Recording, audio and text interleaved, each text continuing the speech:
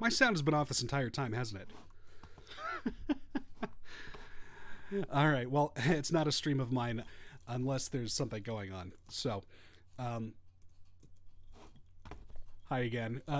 Buddy Goodboy here. What I'm working on today is the Gundam 00 Riser from Gundam 00. This is a mid-season upgrade to the protagonist mobile suit in the series Gundam 00. This is a high-grade kit, meaning that it's 1 to 144th scale, so translates to be about 5-6 inches tall. So what we're looking at here is the protagonist mobile suit. They've released 4 different versions of this in high grade, I think, with different equipment configurations and stuff. This one comes with, obviously, a gigantic sword and a large backpack that can turn into a fighter jet that can fly off separately. So obviously, I had to get that. So that is going to be what I'm building here today. So I just want to take a look here and sort of show you the box and a little bit about what we're getting into here. So if you take a look at, refocus the camera there.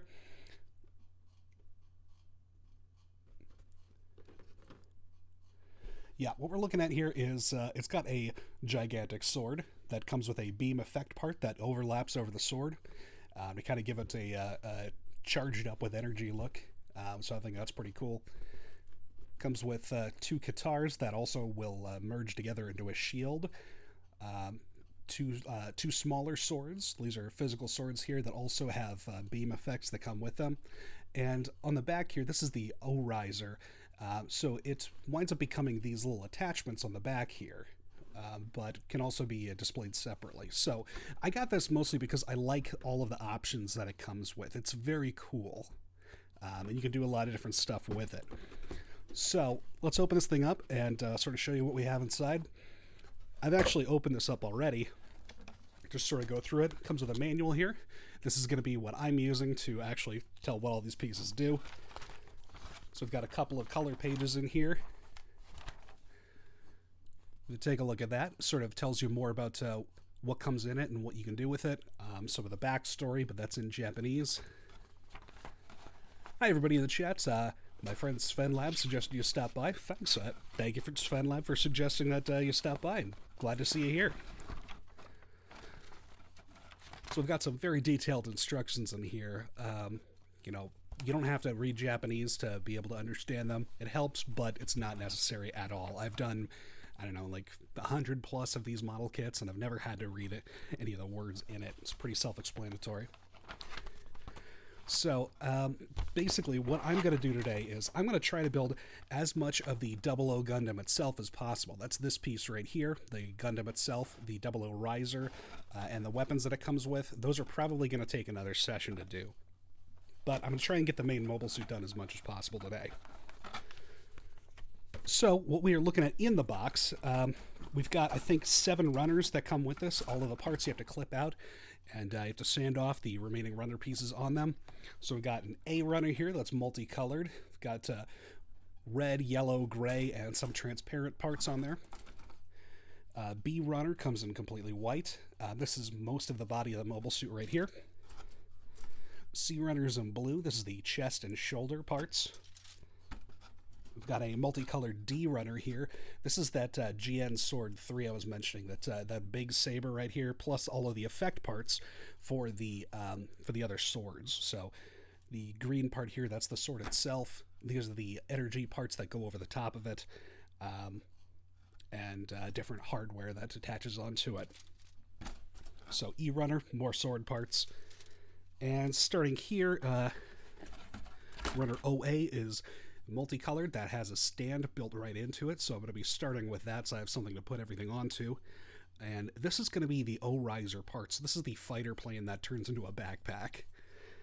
So mostly I am not going to be messing with these parts today. So this is the rest of the O-Riser parts on here. This is the single color. This is just white right here.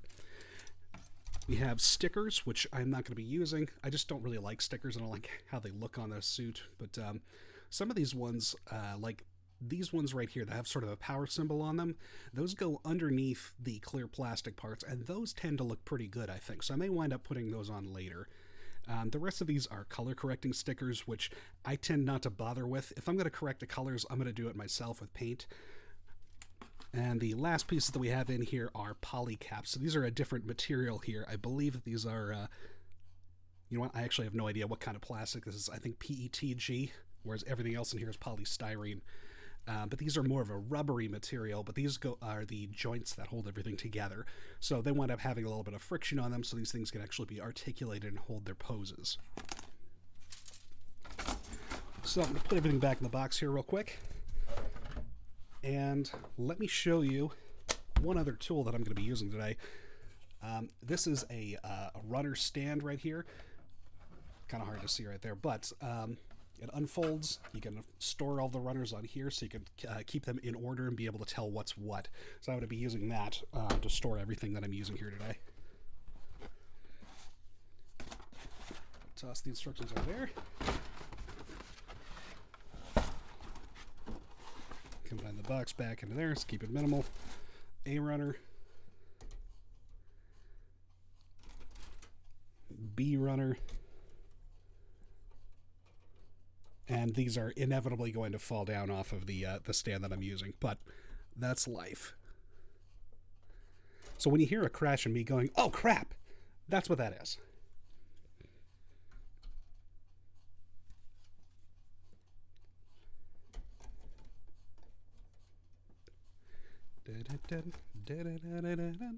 C runner right here.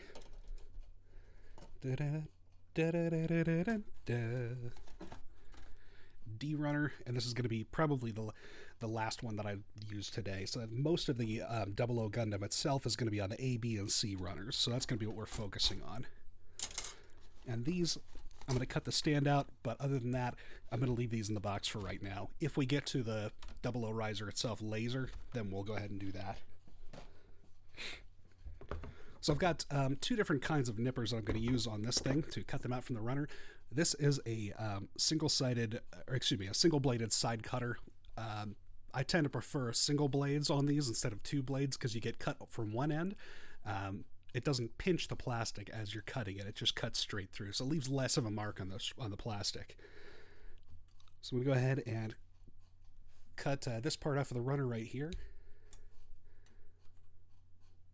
And what I'm doing here, if you can see this, if my camera will focus, is I'm leaving a little bit of the runner on the part. So I'm going to come back to that in a second and explain why.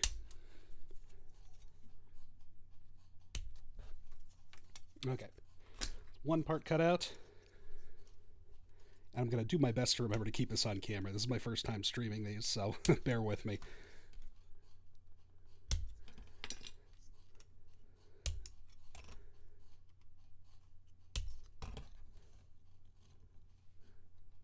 And 3.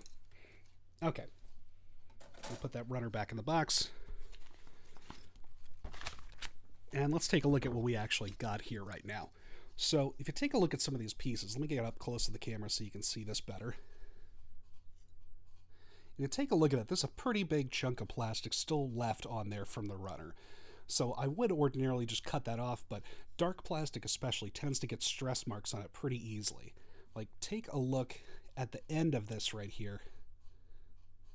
Come on, focus camera. I know you can do this. I've seen you do it.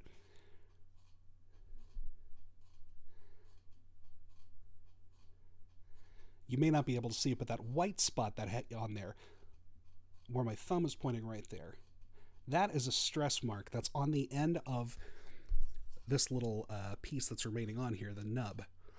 And that's because this cutter right here is pretty dull. I mean, it's fairly sharp compared to the ones you can get off the rack, but still pretty dull. It's not going to cut through hard plastic like butter here. Now, these babies, these are the Gundam Planet branded nippers right here. And these are, again, they're single-sided. Only one of these pieces has a blade on it, but it's a lot stronger. I believe this is tungsten. So what I'm going to do is I'm going to use this sharper one right here and get up right against the piece. Leave it a little bit left on there and give it a nice little cut. So it just cuts through it like butter, baby. So as you can see on there, there's a little bit of a stress mark, not much of one. Tiny bit of a nub left. So what we're going to do, if I can find my find my parts right here. Here we go. I'm going to go into my my toolbox right here and pull out my sanding sticks. These are what I use to polish off the piece so it's finished.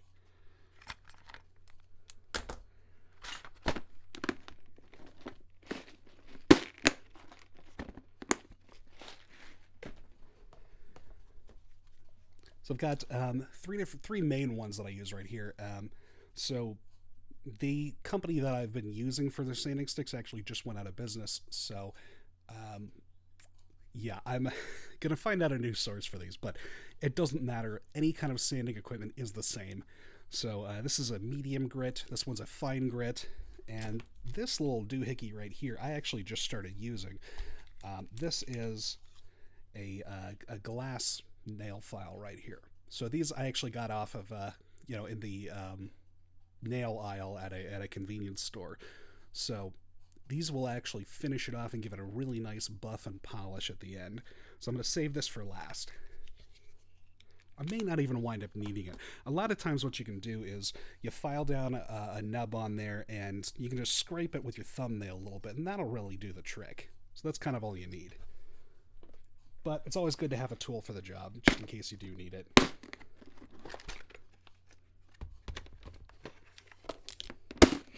Oh. And the last tool that I'm going to use today is the one that I'm a little bit more apprehensive about. So far, I haven't driven it into my hand or anything, but it's kind of just a matter of time, really. X-Acto blade, hobby knife, whatever you want to call it, they're all the same. They're all very sharp. They'll cut you to the bone. So, just be careful with these. It's actually very, very useful as far as scraping things down. You can even, instead of using a file, you can kind of get in here real close and just, with the very edge of the blade, kind of scrape away at a nub. And that will often do the trick. You're going to need to polish it up a little bit to kind of fix some of the scratches on the surface, but you can get it down and level that way.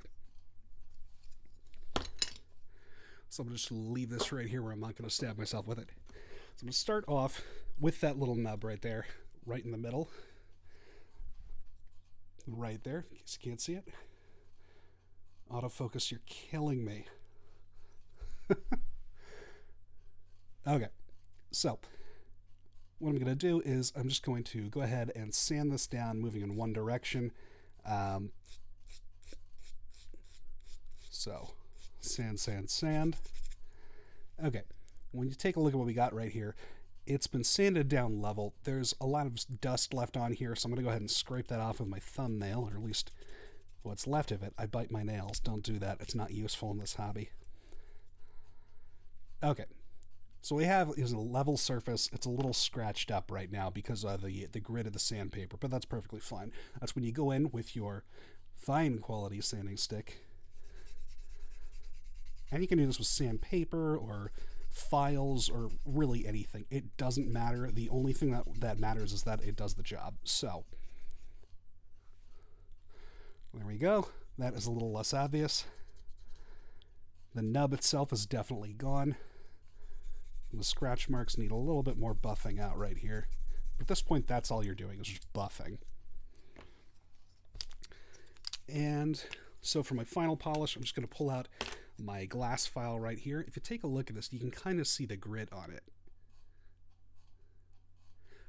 But it's a very fine grit, and it's made out of glass. So this is going to be a very nice polish when it's done. It's going to be, well, glassy, really.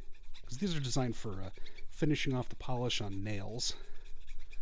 So I find them very useful for this. But if you're planning on painting it, you don't need to get a final glossy finish. It doesn't matter that much. But you can kind of take a look at that. That is a part that is mostly done. Considering this is just a stand, I'm going to go ahead and call that the little polish part done. So at this point, I'm just going to go across and cut off the rest of the nubs everywhere. Finish up polishing these parts and put the stand together. So that's this part done. That's all clipped up. Hey Sven, hey Lappy. Nice to see you guys in the chat. Sorry I I didn't see you mention this until just now. But let me pop this open. And I'll leave this over my OBS on my screen here, so I'll be able to see you. All right, so we got 3 nubs on here. Get right down to the surface. Make sure the cut is level. Cut. And usually what I like to do is, if you take a look at this, it's got a little bit of a divot where the cutting edge is. And that's so that it will catch any nubs that come off. So all you do is you put your finger over it so they don't go flying off. And they do that. You put your finger over it, cut, and you can just drop it down to, wherever you're disposing of your nubs. Usually I put them back in the box, so I like to keep them all in one place. But these do kind of get everywhere unless you try and control it a little bit. Clip. Okay, so that's the 2 legs of it clipped. And clip. Clip. I actually used to do this just with a nail clipper. And sometimes when I thought about it, I would use a nail file along with this. So a lot of my old stuff tends to be really rough. Because I've been doing this since I was in high school, like about 12 or 13. Gundam Wing had just come out, and obviously, having been a fan of Power Rangers and a whole bunch of shows like that, I was all over this thing, because there are giant robots in there, and they're collectible, and you can even build them yourself. So obviously, I went nuts over it. And this is back when they were selling Gundam plastic models in Walmart, which they don't do that anymore, but they're starting to show up a lot more places again, which is really nice, for me anyway. But yeah, Gundam Wing was on the air. I got my first model kit from that. I believe it was the Wing Gundam 0 and the Mercurius, which is this red one with some defense drones that fly around it. That was my second one, and I've still got a soft spot for both of those. But, my dad had actually gotten me started on building models. He got me started off with the Enterprise B or C, I think. I know I've got both of them now. So a Star Trek kit, and for whatever reason, even if I'd never seen Top Gun, I was super into the F-14 Tomcat. I probably got to blame SWAT cats on that one, because they're obviously flying around in an F-14 Tomcat. It's just painted up red and blue, which is pretty cool. Those are my favorite colors anyway. But so I built a couple of models, or rather, he'd built them despite my help. But the Gundam kits that came out from Bandai in the early 2000s, they'd come out in 1995 in Japan, so they were a little bit old at that point. The engineering wasn't great, but it was still, bounds ahead of where it was for, American plane models, because those are really hard. You got to glue those together, you got to paint them. Mostly Bandai kits look good out of the box, just snap together. So that's why I got into them. It's a matter of how much effort you want to put into it. You can put as much or as little as you want, and it's still probably going to look pretty good. Okay, I think I sanded down all the parts I was going to.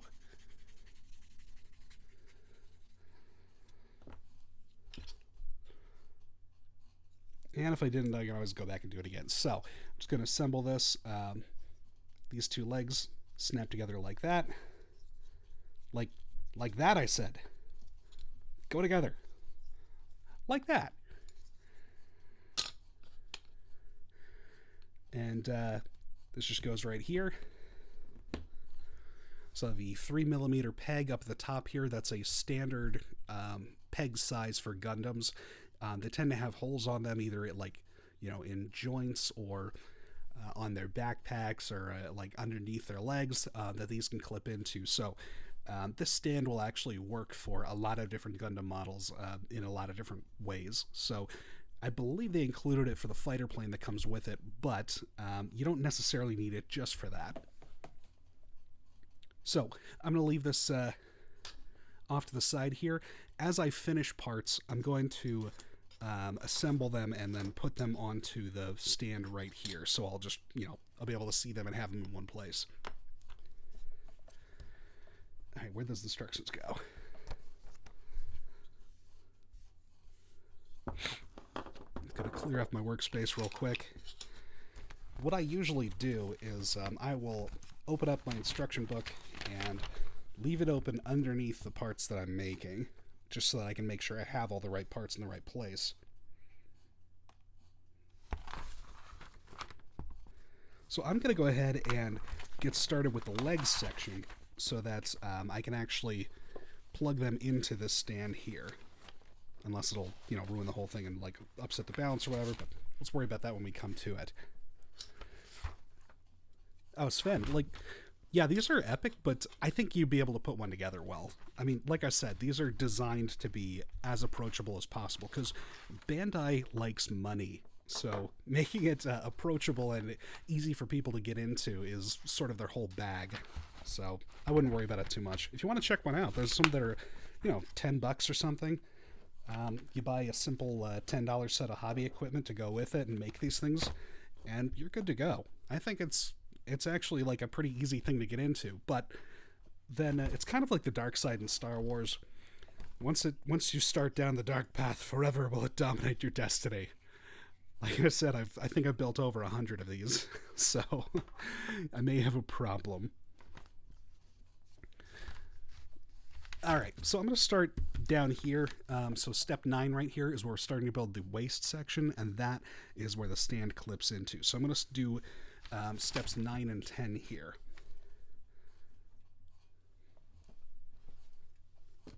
So I'm taking a look at the directions right here, and it looks like we need piece A34 and A44. That's going to be the joint that connects the two legs together. So let me see if I can find them. Sometimes it could be a little hard to find the parts in the runner, but here we go right here. That is A34. A44 is right here. And that looks like it's a cap to cover up the peg hole in the bottom. So I'm just going to leave that off for right now because I don't need it.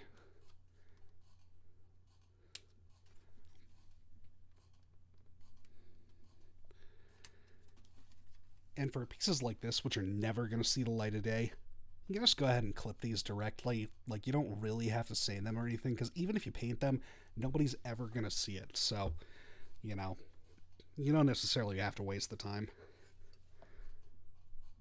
Where was I? Okay, so that's it for step 9. We're done there. If you don't have the legs already put together, there's nothing else you can do in there. So I'm going to skip to step 10.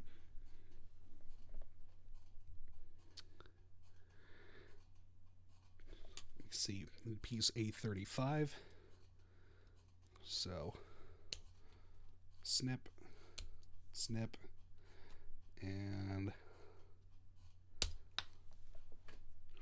I dropped it. That is an important part of building your Gundam, is losing a piece on the floor. This happens literally every time I try to build one of these things. I lose a tiny piece somewhere on the floor, and I gotta look around for it on my hands and knees like I'm looking for a contact lens.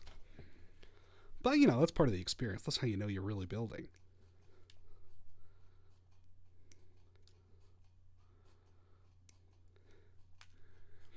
Okay, so I went ahead and clipped off the nubs off of this. Again, because it's never going to be seen, I'm not being too precious about it.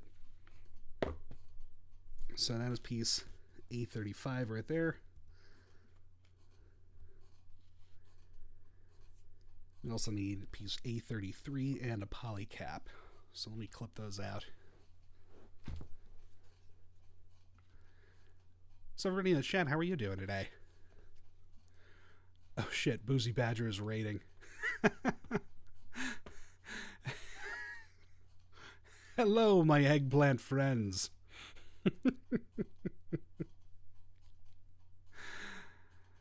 Oh, isn't this fun? Look at so many badgers riding eggplants.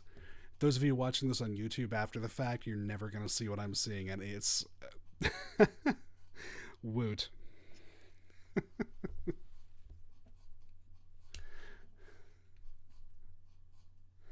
Hi, friends.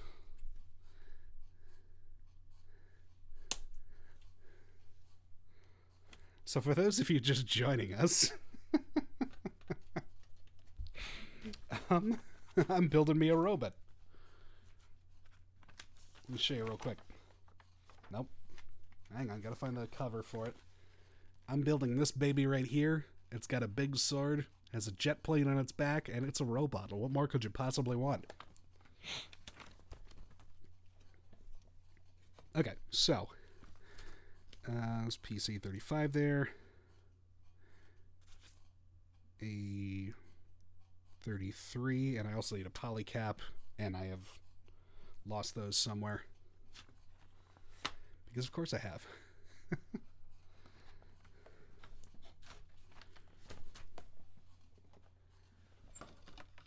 Oh, right. I put them back in the box.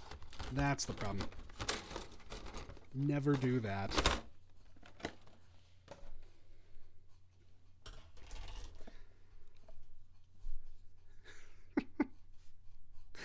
So, how you doing, new friends in the chat? How are you? Did you have a good time over with Boozy? I feel like I'm asking you if you had a good time over at your dad's place. Now you're back at mom's and, you know, mom's trying to get you to do arts and crafts with her. So I hope you don't mind. I just think that it's, you know, it's just something special we could do together.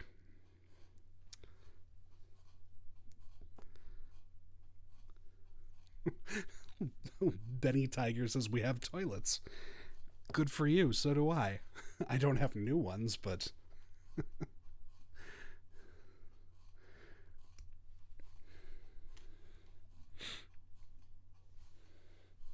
Okay, I gotta remember to actually do this on camera, so, you know, stop me if I forget. So for new people joining in, what I'm doing is I cut off pieces from the runners in 2 stages. I cut them off, I leave a little bit of the nub on, and I cut the nub off with my sharper, more expensive clips. Hi, Boozy. And after we got the pieces pulled off right there, I'm very distracted by the chat today. They have a lot of interesting stuff going on. I am just going to go ahead and use my medium grit sanding stick here to grind down some of the parts, get rid of some of those nubs. Some of them are at weird angles here, so I may wind up misshaping it a little bit.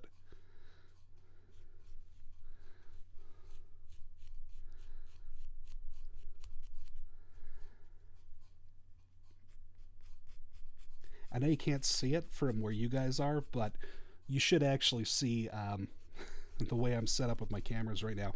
My top-down camera has to be over in a corner of the desk because most of my desk is blocked off by my monitor setup. So I actually moved my face camera right here all the way to the corner of one of my monitors that's clipped onto it, and I'm working in a tiny little, like, 1x1 space right here. So, you know, that's fun. Cheers.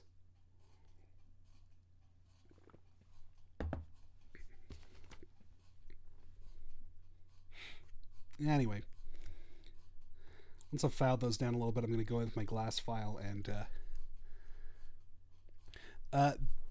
Benny, this is not a tongue depressor I'm using, but it might as well be. A lot of people I know actually do wind up using tongue depressors or popsicle sticks or something with sandpaper on them. So this one is just I think it's just a piece of corrugated cardboard with some sandpaper glued onto it. They sell these commercially, and I'm just too lazy to make my own. So, but the company that put these out, Squadron, actually went out of business last year. So yeah, emery boards, that kind of thing, everything works. It's all the same thing. So I just like these because they're, I don't know, they're a little bit squishy. They work around corners well. They work on rounded pieces, so they're not gonna just immediately mash your surface into a hard edge.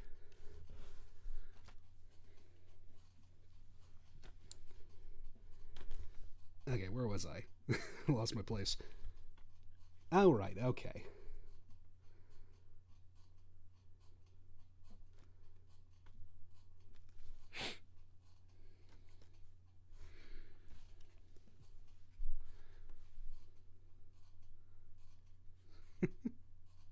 Somebody in the chat has tortoises. Is that where your toilet's bigger on the inside than the outside?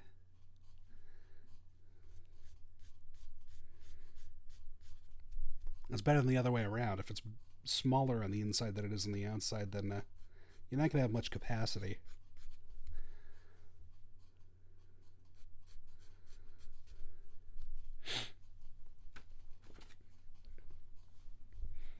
Alright, gotta get in there. Polish, polish, polish. Scrape at it with what remains my thumbnail. Look at this. I bite my thumbnails. So don't do this if you're in a hobby that requires filing.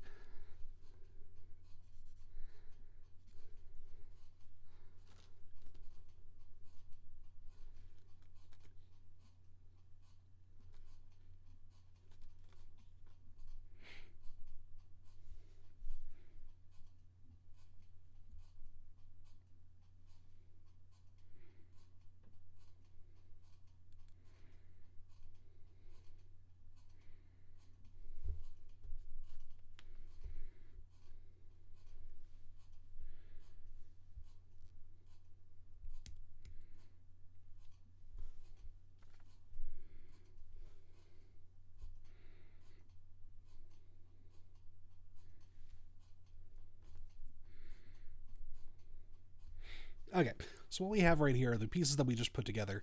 This is going to be the waist unit eventually. This is going to have some more armor pieces put on, but maybe I should just show you here.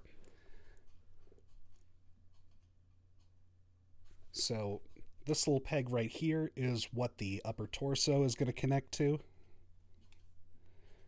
And we've got the legs are going to attach onto these pegs on either side right here, and they're on a hinge so they can kind of swivel back and forth, give you a little bit of a hip swivel. So this is the one that we're building today, the 00 riser, is actually one of the most flexible Gundam models that there is out there right now, at least, you know, to my knowledge. Back in the day, we used to have to build these things and walk 10 miles in the snow both ways. No.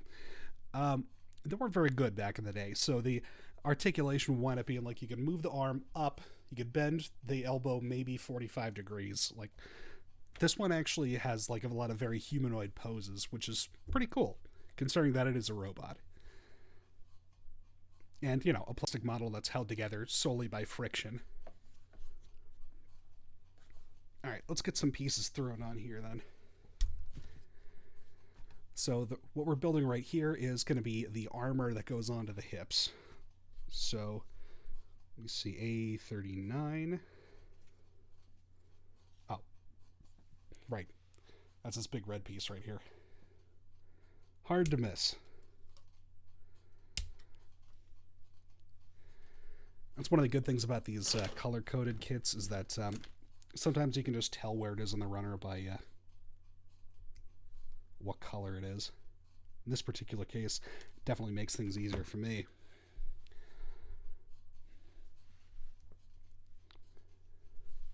So you get real close right there. See if we can focus on it. There's a little bit of a nub left. Nope, not gonna cooperate.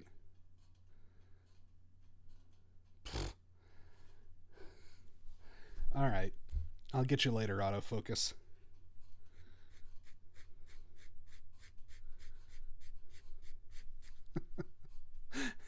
Yes, Sue mentioned the Craggle. Yes, we definitely do have the Craggle, and it definitely does get a lot of use. A lot of times, when you get two pieces that are supposed to combine, like, particularly armor parts around the arms and legs, they tend to be in two parts that sandwich together around a joint. And what that means is, since it's made out of two separate pieces, you get a big seam line in between the two of them. So in that particular case, what you do is either ignore it, which sometimes I do, sometimes I'm lazy like that, but you can actually get extra thin cement, which will melt the plastic a little bit, so then it will fuse together into one piece, and you just sand it down. So that is actually a way to get a pretty perfect bond between two separate parts on there, and it will definitely get rid of a seam between the two of them, because the seam is just melted together. It just literally stops existing. So that's a lot of fun. The problem is the cement smells real bad. So I tend not to use it unless I have to, I think.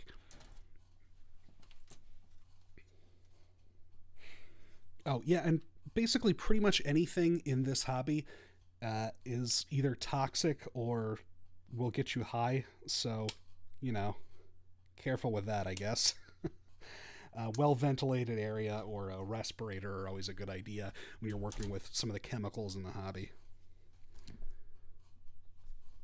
And let me see here. A couple other pieces to clip out off of Runner B. Lately, what I've been doing is um, I've been cutting out all of the pieces off of a runner and then putting them in a little box by themselves and separating out the runners. And I will just cut apart and then sand down each piece individually, like, you know, a runner at a time. Because as you can kind of see, it's a little bit time consuming, you know, doing this one piece at a time.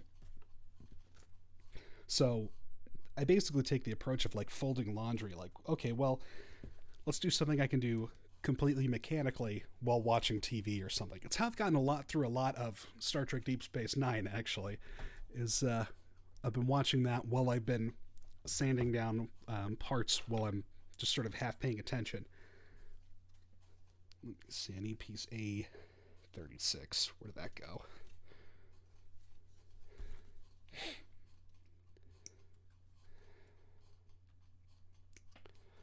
But I wanted to show you guys the process of this whole thing and see pieces come together. So hence why I'm doing it like this. I actually already have a model kit that is it's cut out and it's all in pieces and they're all separated by runner, but they're not polished yet. So that's actually in my toolbox right here. So you can see all of the pieces in there. You know, this one is a relatively simple model kit, so that's all you know, it's all in there. But the problem is you can't really tell what's what until it's put together, and that really wouldn't be visually interesting, I don't think. Although, on the other hand, you would get to see the whole thing put together by the end of the stream. It looks like in this particular case, that ain't going to happen. I'm going to do my best, but yeah. I think you'll understand. Anyway, so again, what I'm working on right now is just the hip section. And the reason that I'm working on that is this one came with a stand. Not all of them do, but it helps to get them off the ground in terms of action poses, particularly because this is one that's intended to be seen in flight a lot of the time. So this one comes with a stand, and that little 3mm peg on there is going to go into the underside of our hip section. So where the legs connect on there, that's got a 3mm hole, and that will just perch right on top of the stand like that. So, you know, that way I'll have a place for it as I'm building up all the pieces. They're not just sitting on my desk. I'll be able to combine them all and like put them onto this stand and be able to move it around and, you know, put it on my bookshelf, get it out of my way, and that kind of thing. Anyway, so I think pretty sure I got enough pieces to finish up the armor section of this hip section here. So I'm going to start clipping these off, sanding those down, and we'll see what it looks like put together. Although I already know what it looks like put together because I've watched the show. Spoilers. It's pretty cool. But yeah, Gundam is a cool series in terms of, you know, it tends to look cool. Obviously, there are a lot of very toyetic tie-ins to it. It's a little bit problematic in that the stories are pretty much universally that war is bad and it devastates people's lives, but they make it look so cool. I mean, they're selling toys of their like fictional cool weaponry, so that's a little bit of a problem. On the other hand, they have this one. This is really what got me back into building the models as a hobby. It's called Gundam Build Fighters. That it's basically a sports anime. But the sport is using these little plastic robot models to fight each other. So kind of like think Yu-Gi-Oh or whatever, and you're 99% of the way there. So that's pretty cool because it just is able to lean into the whole "isn't this cool" thing without having to make you think about the uncomfortable subtext of it. And that's pretty cool. While I'm taking a look at these pieces right here, the white parts in particular, the plastic for this is slightly different chemically than the rest of them. So it actually, it's like buttery soft. So it sands down really easily and well. And generally, you're not going to see much in the way of scratches or nub marks on here. So they don't take as much effort to clean up. So I really like that. And Lappy makes a good point. Build Fighters, one of the 4 Build Fighters series that are out there right now, has a talking ferret in it. And that's pretty cool. Actually, hang on a sec. Let me show you something.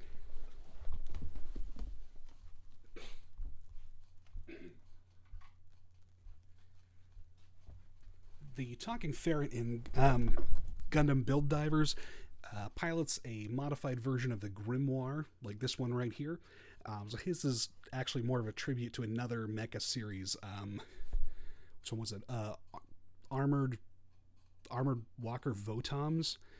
But that is like much more of a kill 'em all, anyone can die anime than even Gundam is, which is saying something. But so yeah, that is what the ferret drives around. So Gundam Build Divers is basically the same thing as Build Fighters, but for the further catch is that they're on the internet while doing it. So it's an MMORPG version of using your giant robots that you've built out of plastic to fight and kill each other. So everybody in the show has their own avatar, and it's pretty much what you'd expect. There's a whole bunch of furries, there's some elves, there's a little bit of everything. So it's pretty cool, actually. The series' writing is not the best, but yeah, I mean, it was an enjoyable watch. So anyway, I just like this little dude because he looks like a bomb diffuser. He's got that heavy neck, that collar over it. It's kind of a toyetic gun, like little stumpy legs. But this big old Cyclops skull. So, I don't know, I just like this thing. It's a simple build. It was really fun to do. This is one of my favorite ones right now.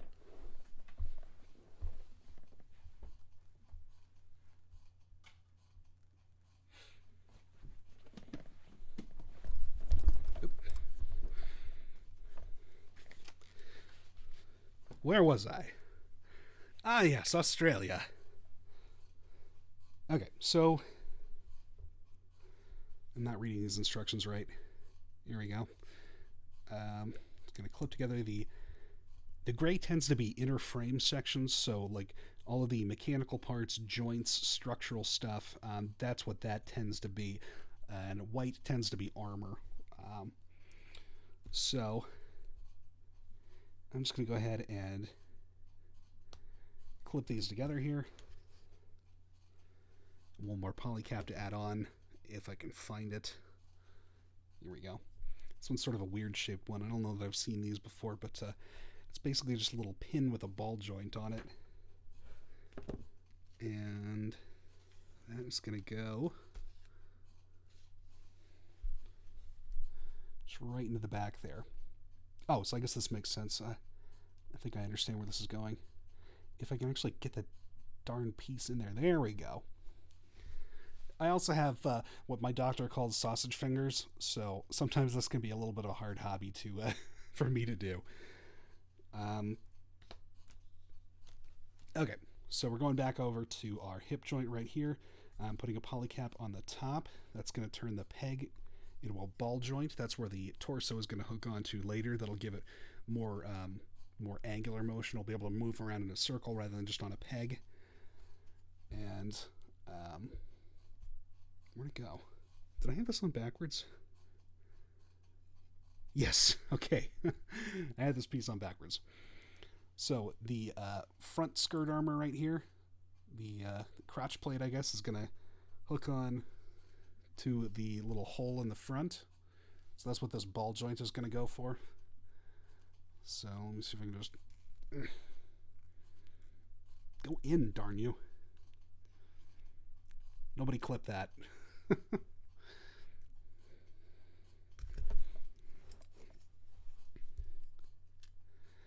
Man, this is giving me some trouble.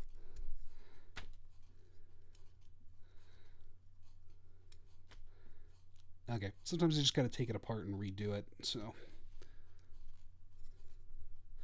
Alright, reassembled. We have the front plate on here, and again, since it's a ball joint, that's going to have a little bit of side to side, a little bit of up and down. It'll rotate, so that's got some mobility right there. The back plate on here is going to be just stationary, because it's got a square peg, square hole, and stuck together. So this stand is at a little bit more of an angle than I thought it was going to be, so it's going to be a sort of weird to look at. But anyway, that is the hip section right there. And there's more pieces that are going to go on to it eventually, but you get the idea there, I guess.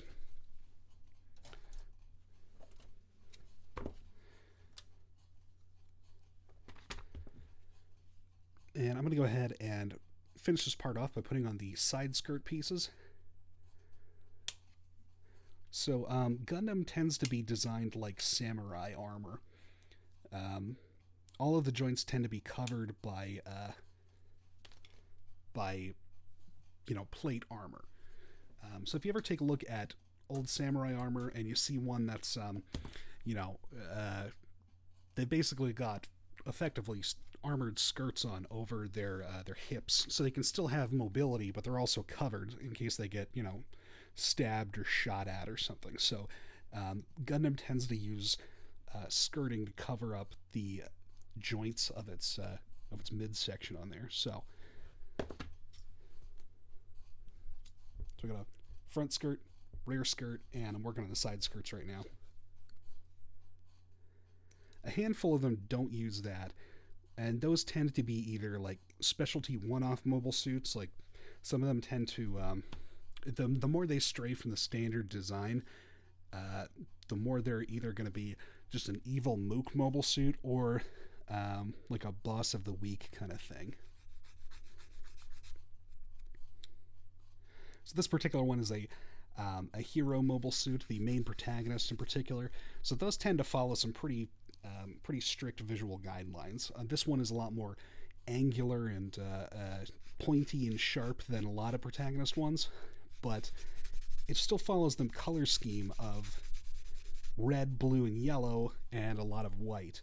And that is actually a holdover from the original Mobile Suit Gundam's toy company.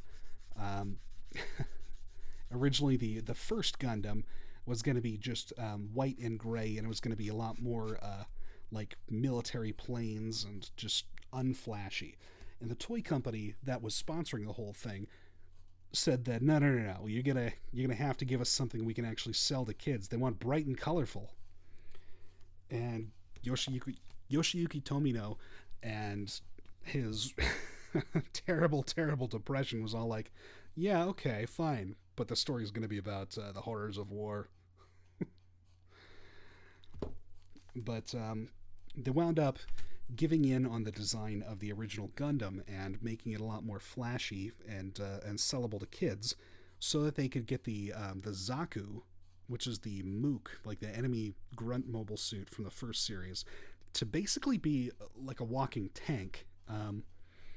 It looks like it would have been designed by the military if the military was a little bit to like goofy science fiction from the 70s, but more believable than the Gundam. So the grunts in the series tend to be more quote-unquote realistic and like boxy and militarized, and the hero mobile suits tend to be bright superhero colors.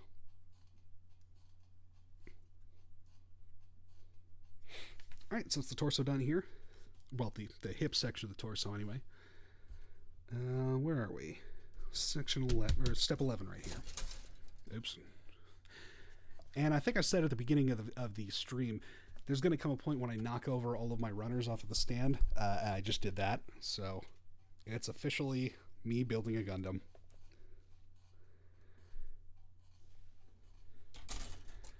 And look for piece A40 right here.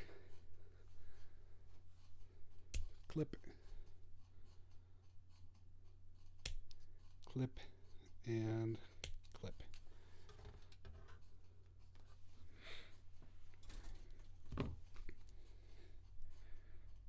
So again, same process I've been doing the whole time here. I'm just going to clip off the nubs with my sharp scissors. And this one right here, if you can take a look at this, it's on a little bit of a curved surface, so there's going to be a little bit of a problem just clipping this off directly. So I'm going to leave a little bit of a nub still left on there. I'll just sand it down.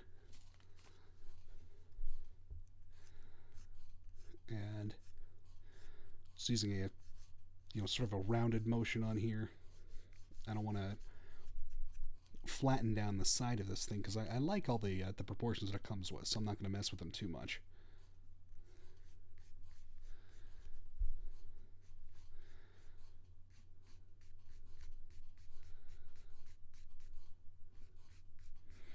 So the next time I do this, I actually have a green screen on order from Amazon.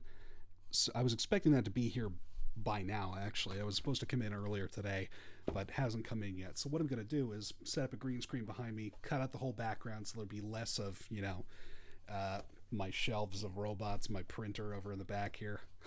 So this whole middle area right here of the top-down camera will be a lot more visible. So thanks for bearing with me. This is my first time doing one of these streams. And so I'm sort of learning as I go, but hopefully it's pretty fun for you. I'm told I have sort of a Bob Ross voice, and that's where you want to put your happy little robot destroying the village. I just like to think that he's having a good time out there, killing Xeon. Yeah, that's nice.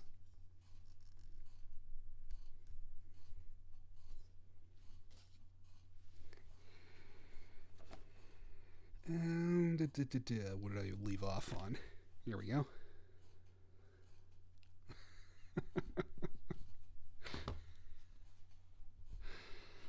Bob Ross. It's never going to get old.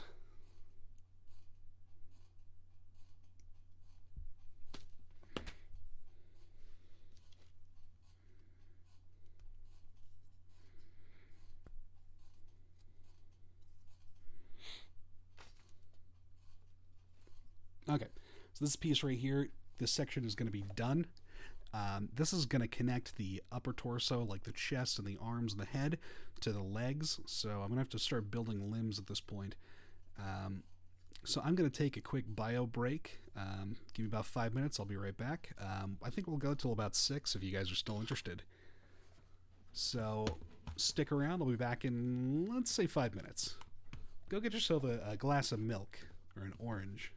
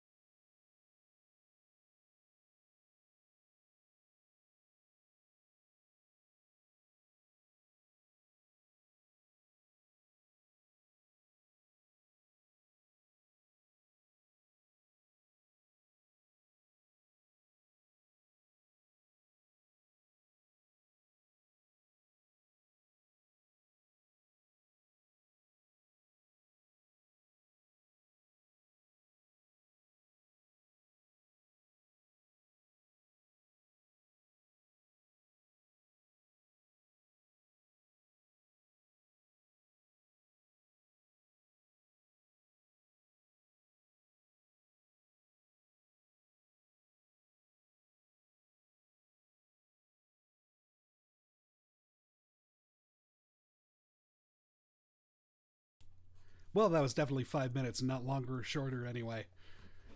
How you doing, kids? I am back. Okay, so let's get started on the legs here. What I'm hoping to do is at least get one of them done before the stream ends. Um, you know, uh, what we've got here is like a couple of pieces, and I was hoping to get more done actually, but I am enjoying yammering, so I'm gonna keep doing that because that's pretty fun for me. But if anybody wants me to shut up, just say so, audibly, right now. I'll hear you. I'll.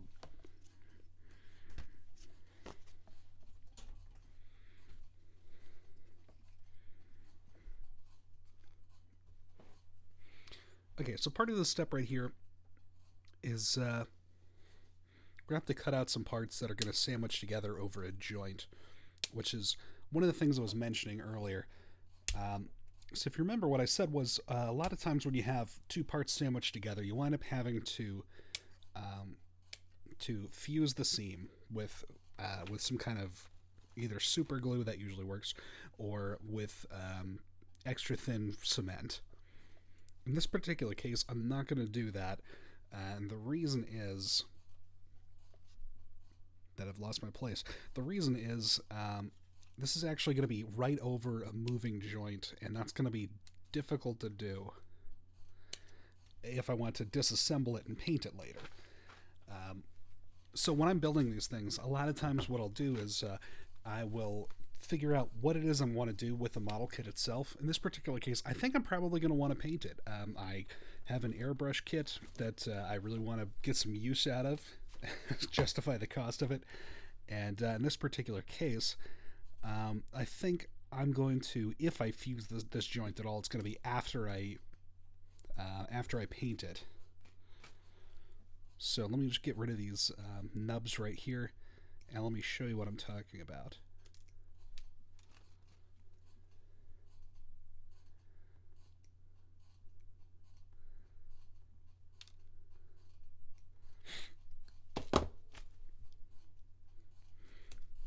Okay, so we've got three pieces that are going to go together, and a poly cap that's going to go in the middle of them.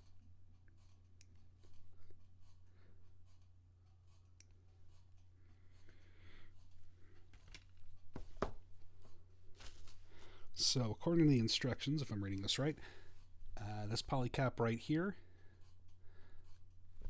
is going to go into this piece right here, if I can get the peg and the hole lined up correctly.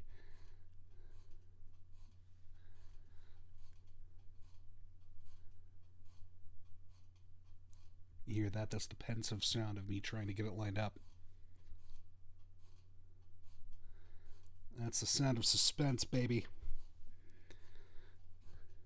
Okay, I'm not getting this. This is really hard. These pieces are pretty small. I tend to like to work with master grade kits a little bit better than high grade. For one thing, they're built to a different scale, so the pieces tend to be a little bit bigger, so I'm not doing this. Like, not particularly interesting to watch my fat fingers try to line up a peg in a hole. Unless you do find that interesting, in which case more power to you. But I have further questions. Okay, so we've got this piece and the poly cap set in there.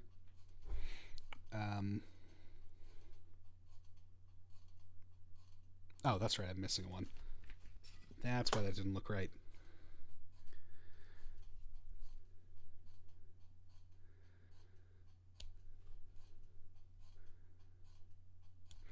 Okay, like I said, the poly caps are generally what holds the thing together in terms of friction and keeping parts from sliding around and have them fix their pose. So, I'll just snap that poly cap in there. This one is going to go, let me get the orientation correct on here, this over this peg right here, and the peg is going to slide into the hole in the poly cap, which is going to create some grip. So that'll move like that. That's going to be the knee joint of this thing. But the other piece of the thigh armor right here, that needs to be closed up over that joint. So if I want to paint the joints separately, be able to keep that movement, I'm going to have to keep these two parts able to be separated. So I'm not going to fuse these with cement this time. Instead, what I'm going to do is, you see these tiny pegs on here? Maybe you do, maybe you don't. Anyway, the pegs on here are going to go into the remaining holes on this piece right here. So what I'm going to do is I'm going to take those pegs and I'm going to cut them just a little bit off the tip at a 45-degree angle so that it'll be easier to wiggle the pegs out of the hole later. Nobody make any jokes, I've heard them all. And now that I got that done, clipped together, they'll be relatively easy to pop back open. So now we've got a working joint right here, and it'll be easy to pop back open and paint it, but if you take a look at that, there's not really much of a seam over that thigh armor joint right there, so I may not wind up having to do anything with it.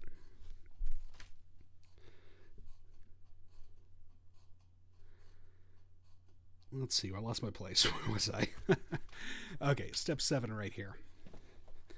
And yeah, we're doing this a little bit out of order, but like I said at the beginning, I wanted to start with the hip section right here so that I could put everything on the stand and have it all in one place as I'm building it and kind of see it come together. Otherwise, I'd have to start with the feet and then work my way up, and that's kind of boring to me anyway. Like, the feet are not the most interesting part of it. I want to build the head, I want to build the torso, but, you know, you can't have your pudding if you don't eat your meat.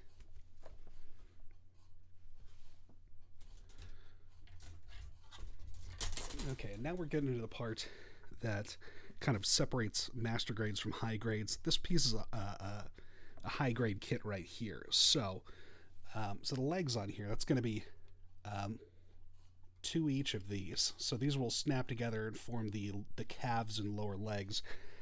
But what we're looking at here, they're not going to have an inner structure to them. Instead, they're going to be like you saw on the thigh armor right here. They're going to have holes for the joints. The polycap is going to go there to connect it to the knee. And there's going to be one here that'll connect it to the foot. But the inside of it is just going to be hollow. So you're not going to necessarily have any kind of internal structure on the inside of that. Whereas a master grade kit, that will have generally a complete working inner skeleton to that you snap armor onto. So the armor on those is not going to be structural. It's actually going to be, just put on the outside of the actual structure of the thing. In this particular case, this kit uses some of the armor pieces as structure. So those are going to be these right here. Hey, Nanakiri. It sounds involved. It's less involved than you'd think. It's really not difficult. I mean, kids do this.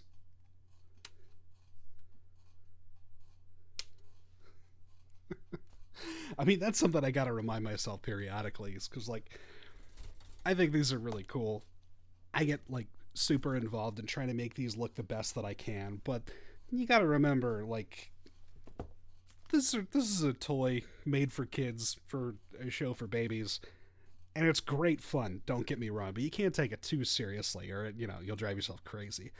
And thanks, yeah, the stream is actually going really well. I don't think I've looked up and made eye contact with anybody, but that's more because I gotta look down at where I'm working, so I hope you guys aren't taking that too personally.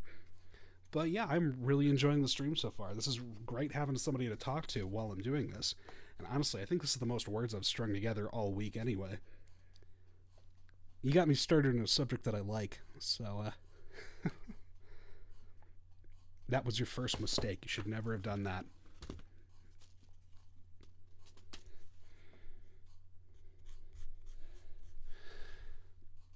So again, I'm just going to sand down the nubs that are left on this the white piece of armor right here. And again, the white tends to be more of a buttery soft material. I mean, it's still plastic, obviously, but it's not as hard, brittle plastic as, some of the other pieces are. Like, dark blue especially doesn't seem to sand very well.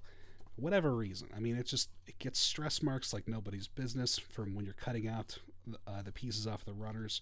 It doesn't sand as well, and I'm not sure why that is. I don't know if there's like a chemical difference in the plastic used or what, but whatever the pigment they use must just, yeah, it may be a different polymer.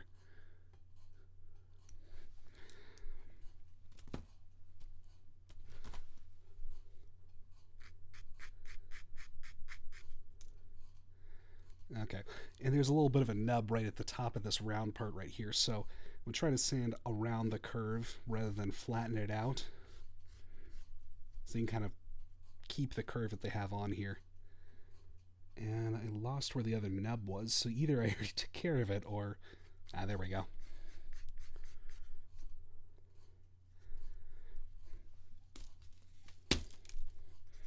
Let's give this a quick little polish with the fine grit sandpaper. The white doesn't need much in terms of cleaning up, so I do like that. I mean, I wouldn't want to build a kit that's entirely white. It's because I have to do a lot of painting myself, but I don't know. I tend to do complete paint jobs anyway on the rare occasions that I do them, so...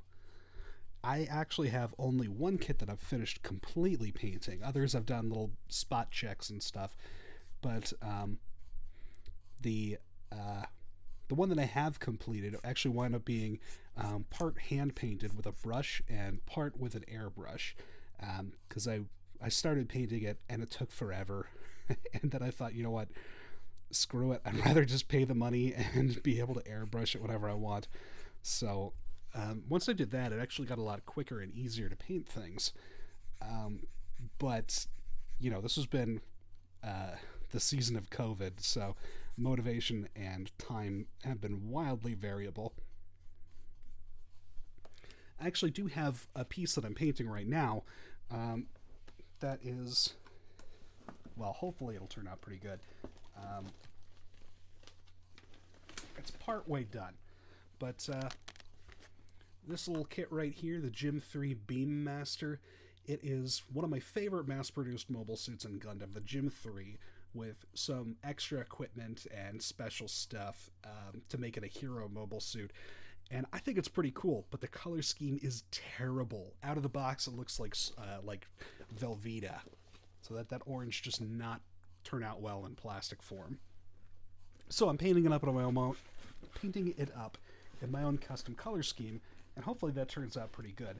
I like what I've gotten so far, but again, you know, time and motivation have been sort of variable. So I've gotten the legs painted and not much else. So I did wound up getting an ultrasonic cleaner thing so I can clean off when these come out of the boxes. They're actually covered in a light, you can't feel it, but there's a light film of chemicals on there that's mold release. So when these come out of the runner, these are made out of a mold, and there's a little bit of a spray on them, a little bit of an oil that keeps the plastic that this is made out of from melting onto the metal. I just had the word, I'm sorry. The metal mold. So a lot of these are covered in mold release when they come out of the box. So generally you just got to brush them each part down with a toothbrush or something, a little bit of Dawn dish soap. But I got an ultrasonic cleaner about this big, designed for cleaning glasses or jewelry or whatever. I got it for relatively cheap in Bed Bath & Beyond, but because I'm lazy, and if I can make it as simple as possible for me to do a thing, then it's much more likely that I'm going to do it. So, you know, you can do this hobby however you like. You just got to know yourself. And me, yeah, I'm a little bit, if I can take a shortcut and justify it, I probably will. I mean, I am not made of time, so if I can do something simply and easily, I'll generally take that.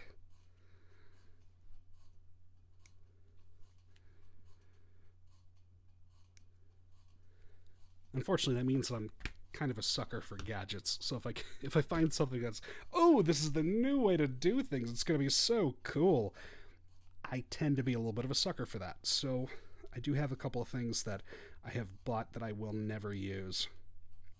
Yet. We'll see.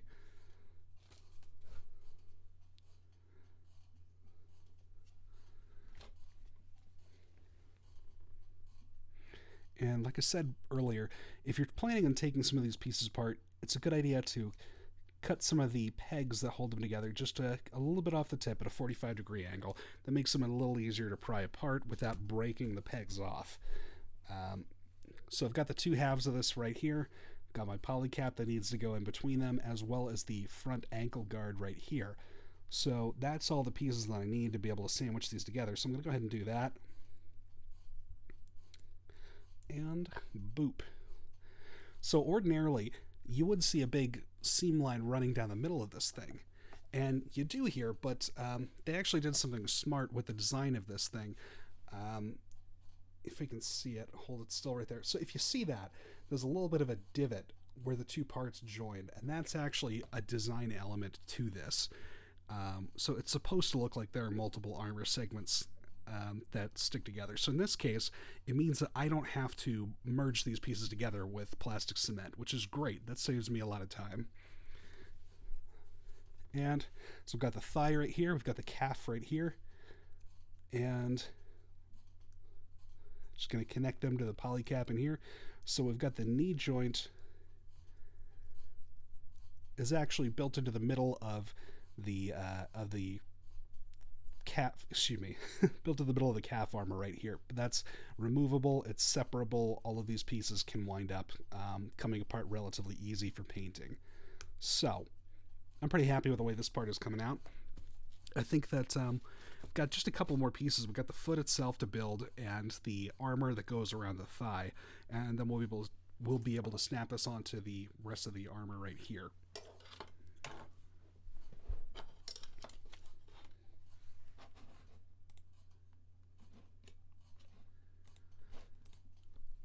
So if you like what I'm doing, I feel like such a shill doing this, but I did put together a coffee account. So if you feel like buying me a coffee, great. If not, I enjoy your company, so no obligations whatsoever. So I just really enjoy having people to talk to while I'm doing this. Obviously, I haven't stopped talking since the stream started. Even to the point where at the beginning of the stream, I didn't realize my microphone wasn't on, and I'd gone for about a minute solid, so I really enjoy having you guys here doing this stuff with, so thanks for letting me build a thing at you.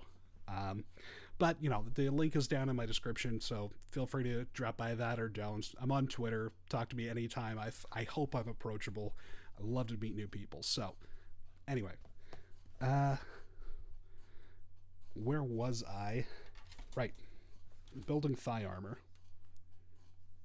Which is a bit of a sentence you don't expect to hear every day. We'll just clip these pieces off the runner here. And let me give you that ASMR. Listen to this clip. Oh, that's good, isn't it? Anybody get the good brain shivers from that? Just me? I've never been able to get that to work, but I do get the brain shivers for other stuff, so.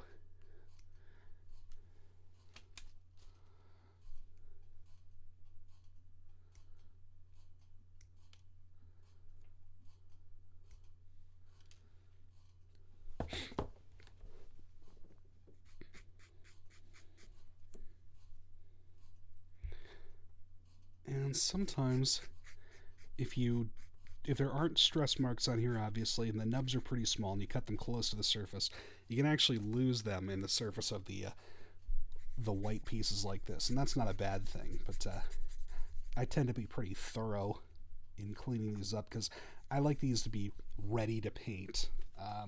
So the surface has got to be relatively even, prepared for paint. And even if you don't wind up painting it, it's just kind of nice to have these looking complete and, finished on the shelf. Having said that, one of my absolute favorite kits that I've ever built was the Mercurius, like this very old Gundam wing kit it came out in the US in 2000, I think, but 1995 in Japan. And I built it really badly. Like, I had no idea what I was doing. But it was on my shelf for years. I mean, it had huge nubs left on it because I built it with a nail clipper and did not sand or file anything down. Pretty good stuff, man. What am I doing with this? I think I might be missing a piece. Oh, no, I'm not. Okay.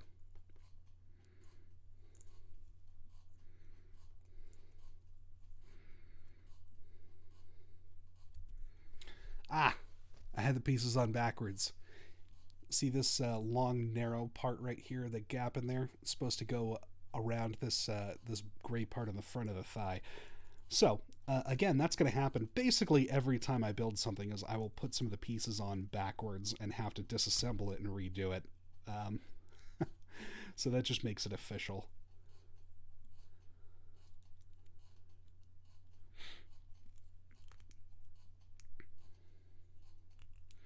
Okay, and again, we're just sandwiching these two parts right here, trying to get the two parts as close together as possible so there's no obvious gap between them.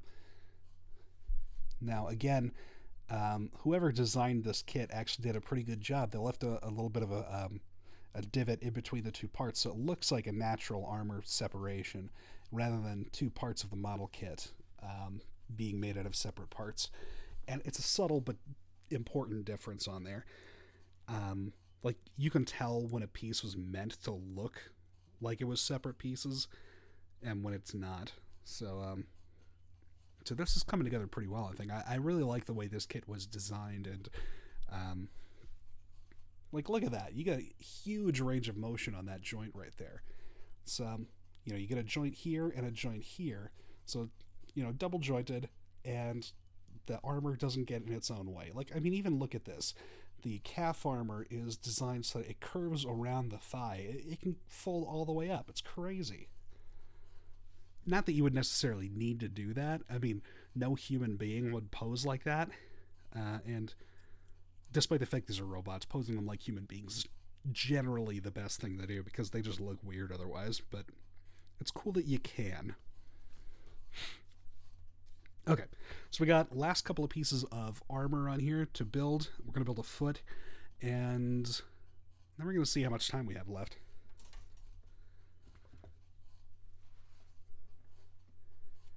Okay, so we've got a little cap piece on the back of the thigh here. That's that one right there. We have a kneecap, and I've lost that somewhere.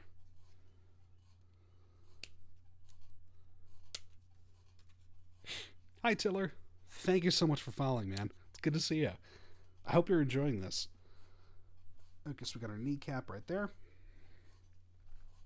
We have a clear part that is actually supposed to go on the outside of the leg right here. This little circular part, the flat circle with the with this piece right here, that is supposed to have a sort of domed plastic clear piece on that, and I'm not going to put that on just yet because they're sort of hard to get out once you put them on. So I'm going to leave that off until I have the chance to paint it. So it comes in clear on the mobile suit, on the model, but I think I probably want to paint it in like different colors. I've got some cool transparent colors here that I want to try out. See if I can make it look like it's, maybe on fire, something interesting like that.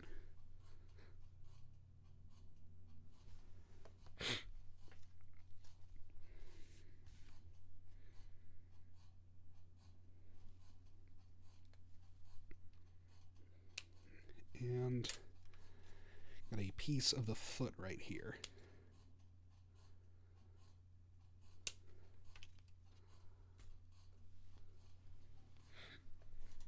Alright, so that's going to be everything off the B runner right here, this completely white one. So I'm going to put that off to the side. I've got a multicolored A runner back out. Now, obviously, got the feet right here, so I'm going to go ahead and clip that out prematurely. And just lay that out. So let me know where it's going to go. Looking for our other parts on here. Piece A32. This is going to be the ankle joint.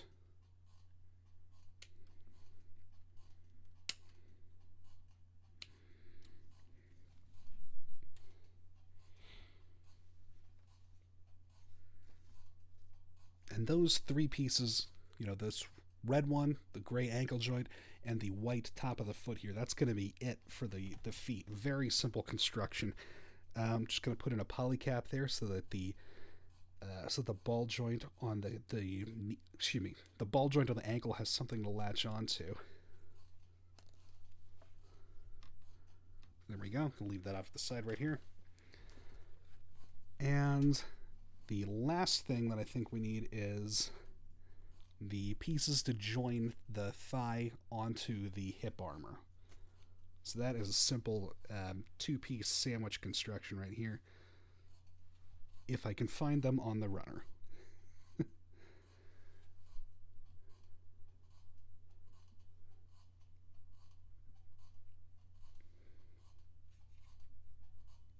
Ah, here we go. Found it. Go team. I appreciate your help. I could hear all of you shouting where it was, just like on Blue's Clues. Where is it? Where is the clue? Is it barely obscured by the box? And one less polycap to go into the middle of that right there. So, clip.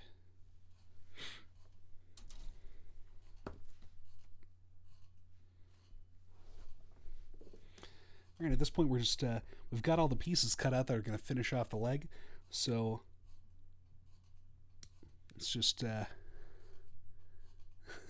we are looking for plastic. We are looking for plastic. I wonder where it is. Do do do do do do. Yeah, watch me. That's gonna get this stream pulled down.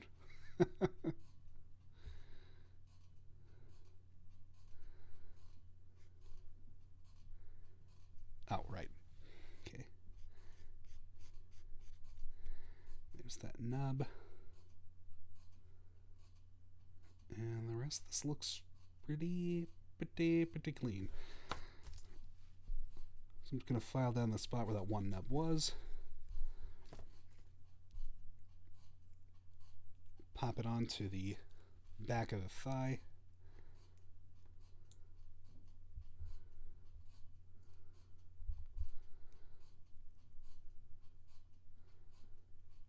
Maybe I'm doing this wrong.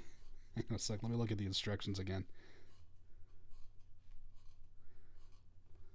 Yes, I was doing it wrong. Okay.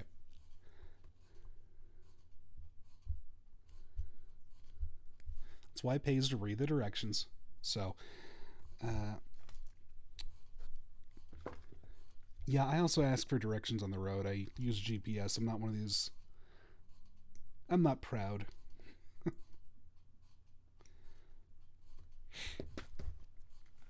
I figure somebody else has invented the wheel. Like, why should I bother doing it again?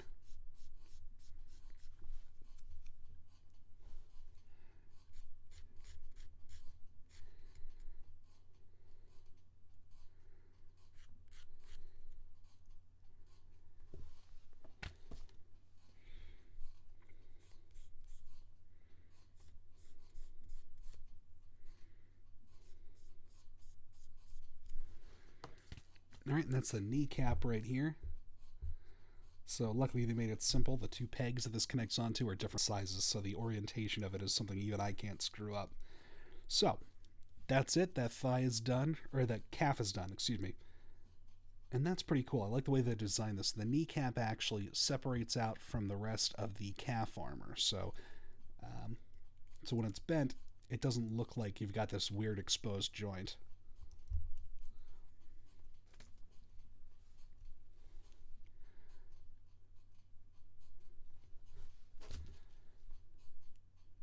Clip.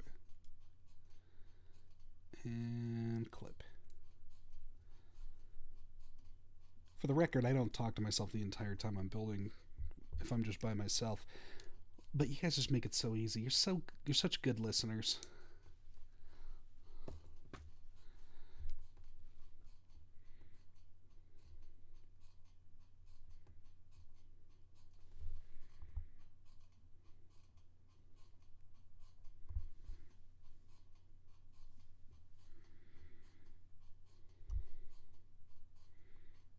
Although if you're watching me chew on my tongue the whole time, yes, I do that. That's a constant. That's how I know I'm paying attention and concentrating.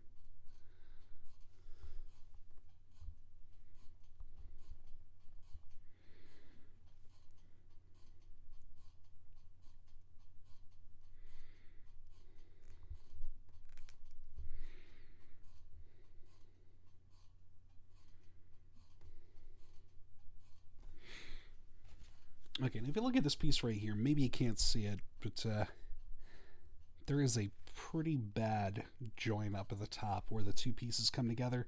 So I think I'm probably going to have to, well, maybe I won't, but I'm just going to sand it down and see if that helps any. But if that doesn't work, make it look a little more unified as one piece instead of two, then I'm going to have to see about welding these pieces together with plastic cement.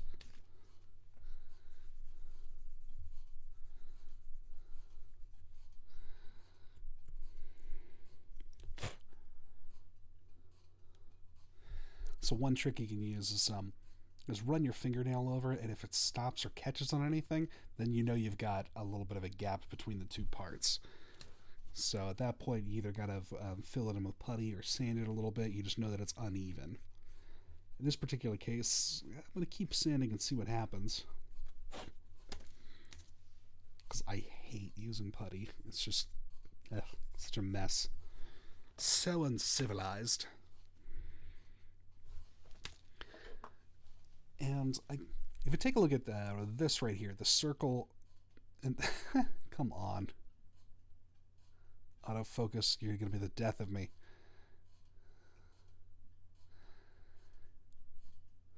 Well, there is a little bit of a mold line running from down the center of this circular piece in the middle right here.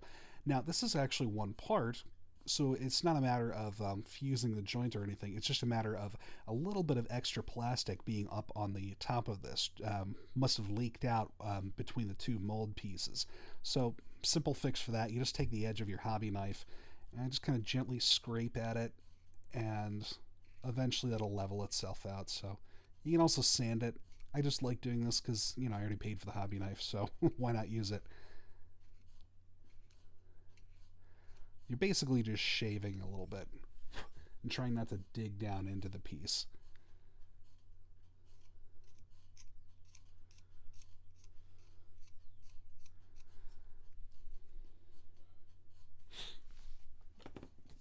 And then once you got that done, just give it a quick once over to restore the polish to it.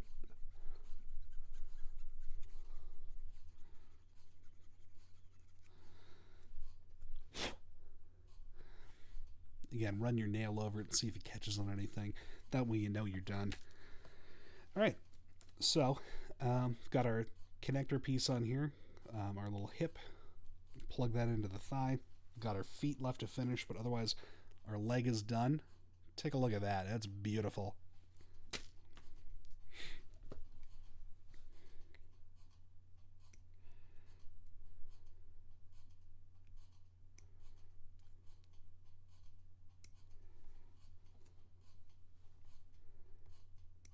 We've just got our three pieces left that we need to clean up here before we can assemble the foot and be able to call that part of it done.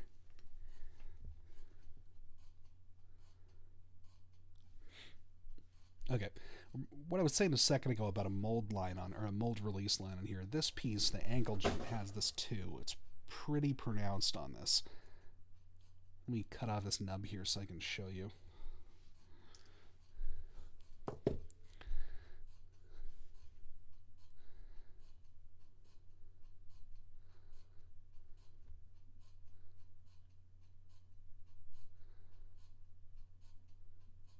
Well, the AI for this camera is smart. It knows that it wants to be looking for letters and stuff, so good for them, I guess, but... well, you'll have to take my word for it until I can figure out how to use this a little bit better. You see that line running down the surface of this thing? That is a little bit of extra plastic from when the two mold pieces separated. A little bit of plastic leaked out between the two and got stuck onto the piece. So I'm just going to scrape that down gently. It's not a huge deal or anything, but it's noticeable if you're if the surface isn't even and you're painting it. That's still going to show through the surface of the paint because, I mean, paint is microns thin. We're not talking about anything that would obscure it very much. So, again, you just kind of scrape it with the edge of your hobby knife, sandpaper, whatever. It's all the same thing anyway. Like, it's just using some kind of abrasive to scrape off little pieces of this, manageable chunks.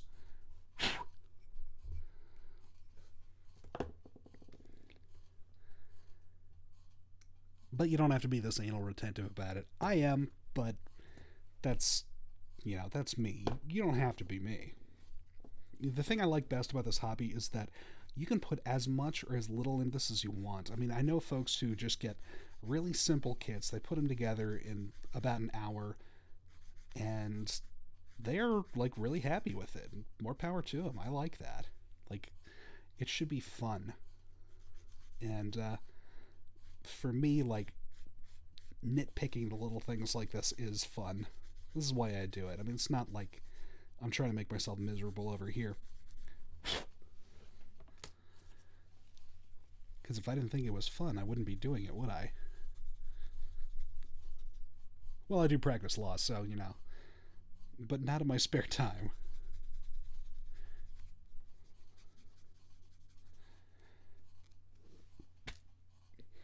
All right, so there's still a little bit of dust from our sanding caught in this thing still, and that's fine. It looks worse than it actually is. You can scrape that a little bit with your fingernail, but once I put it through the ultrasonic cleaner, or just get in there with a toothbrush, that'll clean up the surface again, and it'll look like the plastic color rather than dust got into it. So it's fine.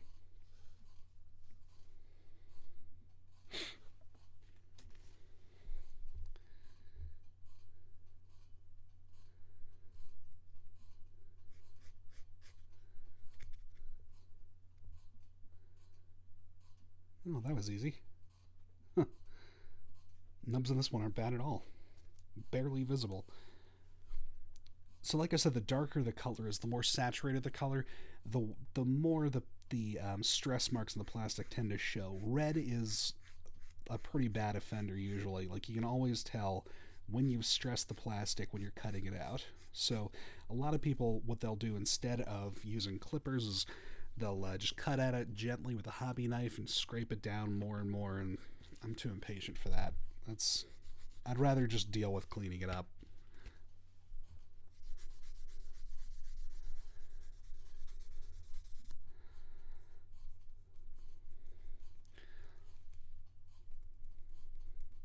So, I mean, look at that. I gave it a once over with my medium and fine grit sanding stick, rubbed it down with my thumb.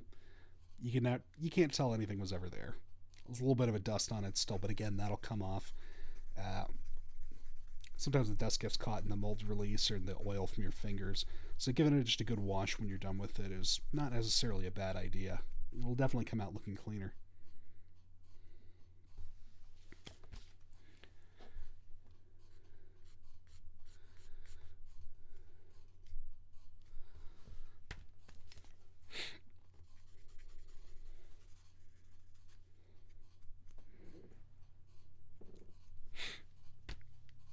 All right.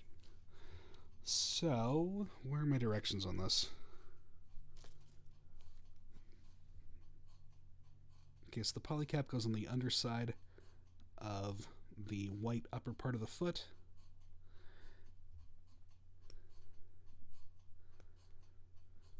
The feet, for whatever reason, they wind up looking like Converse All-Stars, and I have absolutely no problem with that. I think it looks pretty cool. So, snap the pieces together, pop in that ankle joint, and oops, see that? There's always something you forget. I forgot the poly cap that the ankle joint connects into. So I just need to pop the calf open and put that back in. So, whoops. That's another thing that I like about these, though. There's only so much you can mess it up irreparably. I mean, it's hard to break these things to where you can't fix them. And even then, it could be realistic battle damage, so that could work in your favor. There are folks out there who will pull out like a rotary tool or Dremel or something and then just grind away at these things to make it look like they've been chewed up by machine gun fire, or just like had parts of them punched off, like cool stuff like that. I'm not doing that yet. I'm just I'm more of a beginner than that at this point. But I think it's really cool. I find it really hard to justify to myself, like intentionally damaging these things, but I'm a little bit precious about it. Other people are less so. Okay, so it looks like I'm gonna have to take this entire thing apart. um, so that's that little back of the calf part right there was holding these pieces together, and I couldn't pry them apart. So just get in there with your hobby knife, waggle it a little bit, and since you did cut down the pegs a little bit, right?